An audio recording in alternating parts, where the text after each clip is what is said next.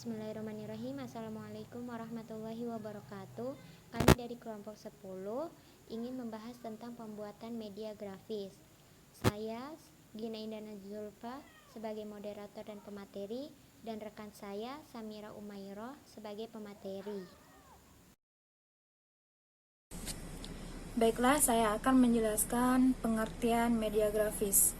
Media grafis di sini adalah media visual yang menyajikan fakta, ide atau gagasan melalui penyajian kata-kata, kalimat, angka-angka, dan simbol atau gambar. Media grafis biasa digunakan untuk memperjelas sajian ide dan mengilustrasikan fakta-fakta sehingga menarik perhatian audiens dan mudah diingat orang. Media grafis ini sangat mengutamakan indera penglihatan dengan menuangkan simbol komunikasi visual dan simbol pesan yang harus dipahami. Sekarang saya akan melanjutkan poin yang B tentang macam-macam media grafis. Yang pertama ada grafik, yaitu penyajian data berangkat melalui perpaduan antara angka, garis, dan simbol. Yang kedua ada diagram, yaitu gambaran yang sederhana yang dirancang untuk memperlihatkan hubungan timbal balik yang biasanya disajikan melalui garis-garis simbol.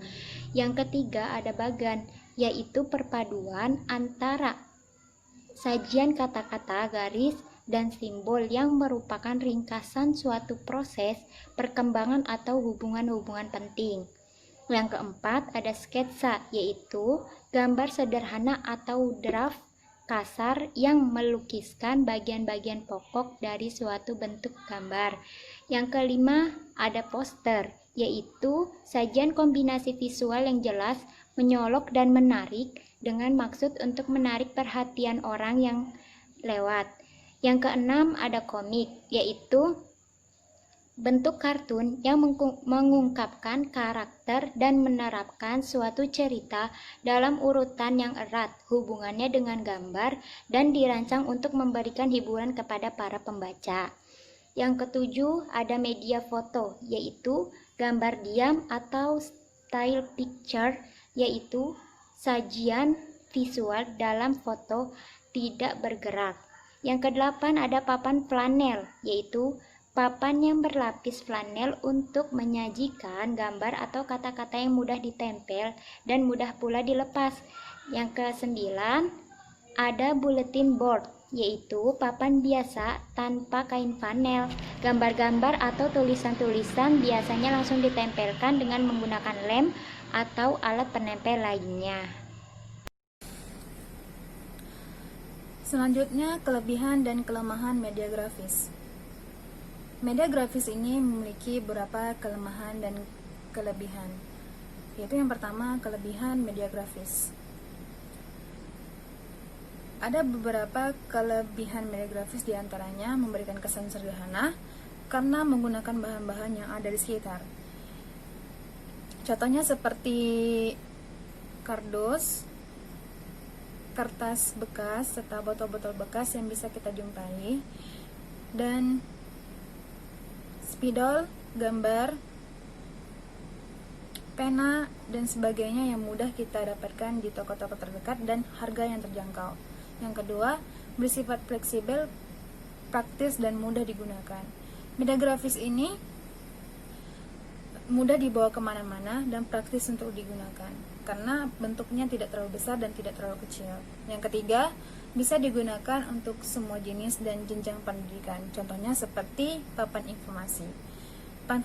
Papan informasi ini dapat kita temukan di jenjang pendidikan seperti SD, SMP, dan SMA, maupun di perguruan tinggi. Berikutnya, kelemahan media grafis.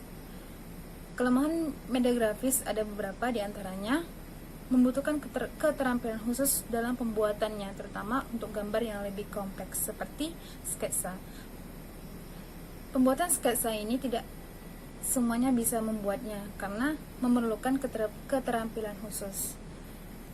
Yang kedua, jika ukurannya terlalu kecil, tidak bisa terlihat dengan jelas untuk kelompok siswa yang kelompok kelas yang besar.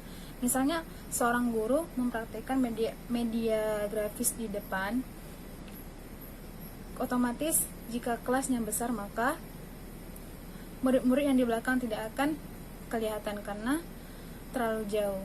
Yang ketiga, jika menekankan pada persepsi mata, kemungkinan kelas akan penuh dengan gambar-gambar demi menyamakan persepsi.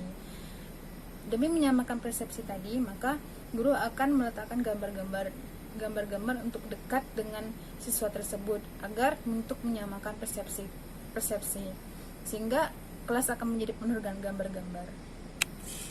Baiklah, saya akan melanjutkan poin yang D tentang pembuatan media grafis. Yang pertama ada grafik. Bahan dan alat yang dibutuhkan itu ada kertas, gambar, manila atau duplex. Yang kedua ada pensil dan spidol. Cara membuatnya, tentukan bidang 4, persegi panjang atau segi 4 dan buatlah petak-petak dengan membagi posisi tegak dan mendatar yang sama panjang. Jumlah bagian disesuaikan dengan data yang ada, misalnya data tentang pertambahan jumlah penduduk setiap tahun selama 5 tahun, maka garis mendatar dibagi 5 dan garis tegak disesuaikan dengan satuan jumlah tertentu, per juta, 100.000 dan lain-lain. Tentukan titik-titik perpotongan antara garis tahun dan jumlah, hubungkan dengan garis. Dan yang terakhir, ulangi dengan spidol. Jadi bisa dilihat ya, gambarannya itu ada di samping, dan itu contoh dari media grafis, cara pembuatan media grafis.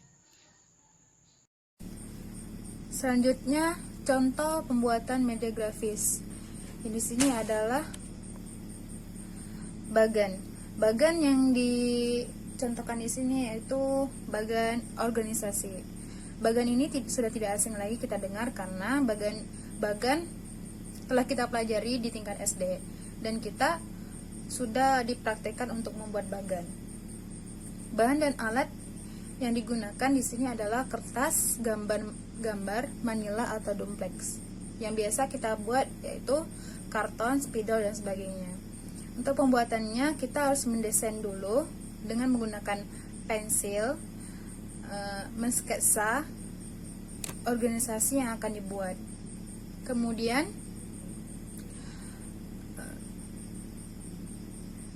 Kemudian apabila desain itu telah selesai, maka buatlah pada kertas gambar dengan ukuran yang diperbesar sampai seluruhnya selesai, termasuk juga garis hubungan garis pengawasan, agar garis itu lebih kontras dan lebih terlihat. Selanjutnya, pembuatan media grafis ada sketsa. Bahan dan alat yang dibutuhkan, yang pertama ada kertas gambar, manila karton atau yang sejenisnya. Yang kedua, spidol hitam atau tinta hitam beserta kuas dan penanya. Yang ketiga, pensil hitam. Cara membuatnya, buatlah beberapa sketsa atau garis besar dari objek atau benda yang akan digambarkan pada kertas buram atau kertas latihan. Pilihlah satu sketsa yang paling baik, maksudnya bentuknya paling mendekati objek serta proporsinya. Contohlah atau perbesar sketsa tersebut pada kertas gambar dengan pensil dahulu secara keseluruhan, lalu tebalkan atau mengulanginya dengan warna tua yaitu spidol atau tinta hitam. Jadi kita bisa lihat ya, di samping ini ada gambar sketsa, yaitu sketsa dari Candi Borobudur.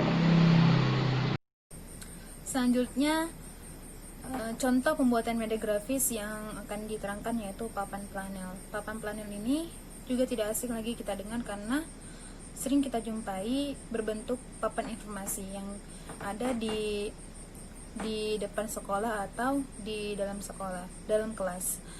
Bahan-bahan dan alat yang akan digunakan yaitu kain flanel, itu bahan utamanya, kertas tebal, paku payung atau paku kayu yang kecil untuk menempel kertas berwarna kertas gambar yang putih, kertas amplas yang halus untuk menghaluskan sisi-sisi papan, lem dari kanji atau yang biasa dijual, engsel atau lakban, cat poster, plakat bermacam-macam warna, gunting, cutter, majalah-majalah bekas yang akan ditempel, dan sumber-sumber lainnya. Cara pembuatannya cukup mudah karena hal ini udah tidak asing lagi karena udah banyak kita jumpai. Kain flanel tersebut kita gunting sedikit lebih besar dari triplek yang disediakan. Permukaan triplek kita beri lem, kemudian tempelkan kain flanel tadi. Papan flanel tersebut dapat diberi pula bingkai aluminium agar rapi tampaknya. Kemudian bersihkan tempat menggantung pada sebelah belakang flanel agar mudah untuk digantung. Nah, kemudian papan flanel ini jangan membuat terlalu kecil. Membuatnya agak besar sehingga anak yang duduk di kejauhan akan kelihatan dan akan melihat bentuk-bentuk yang ditempel pada papan flanel. Papan flanel hendaknya mudah untuk dibawa kemana-mana, maka dibuatlah flanel ini yang dapat dilipat-lipat.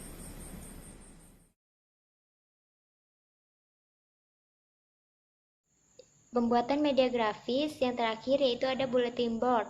Bahan dan alat yang diperlukan, yang pertama ada papan triplek yang tebal, yang kedua kertas gambar putih, kertas berwarna, majalah bekas, yang ketiga ada koran atau clipping, yang keempat ada peralatan gambar, spidol, dan pita berwarna, yang kelima ada letter brush, beberapa ukuran, cat kayu, lem, gunting atau cutter, dan yang keenam ada paku payung, paku biasa, alat penggantung pada paku. Cara membuatnya yaitu triplek atau papan softboard dipotong menurut ukuran yang dikehendaki. Kemudian dapat diberi bingkai dari aluminium maupun tidak. Sebelah belakang papan atau triplek kiri kanan dipasang tempat penggantung. Setelah itu papan buletin boleh dicat sesuai dengan yang dikehendaki. Dan ini kita bisa lihat gambar dari bulletin board yang biasa digantung dengan jadwal-jadwal dari kelas tersebut. Terima kasih. Baiklah, cukup sekian penjelasan dari kami. Kurang lebihnya mohon maaf. Terima kasih atas perhatiannya. Wassalamualaikum warahmatullahi wabarakatuh.